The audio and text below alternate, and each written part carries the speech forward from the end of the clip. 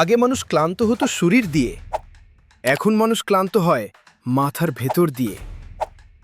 আজকের generation Z সবচেয়ে connected generation, তবুও সবচেয়ে লোনলি। হাজার ফলোয়ার্স আছে, কিন্তু কথা বলার মতো মানুষ নেই। দিন শুরু হয় ফোন দিয়ে, আর শেষও হয় ফোন দিয়েই। এন্ডলেস স্ক্রোলিং, কম্প্যারিজন, ভ্যালিডেশনের পিছনে দৌড়। কেউ নিজের লাইফ নিয়ে বাঁচছে না, সবাই অন্য কারো হাইলাইট রিল দেখে ভাবছে আমি পিছিয়ে পড়ে গেছি।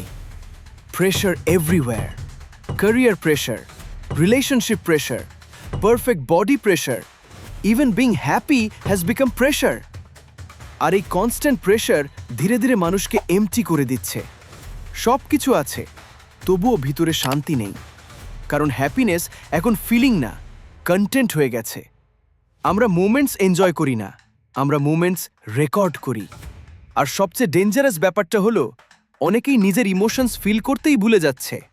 কিন্তু সত্যিটা হলো তুমি মেশিন না। সবসময় প্রোডাক্টিভ থাকা জরুরি না, সবসময় স্ট্রং দেখানোও জরুরি না। কখনো কখনো স্লো হওয়াটাও healing. Maybe generation Z break না, মেবি তারা শুধু অনেক বেশি চাপের মধ্যে বেঁচে আছে। And maybe we don't need a perfect life. We just need a real one.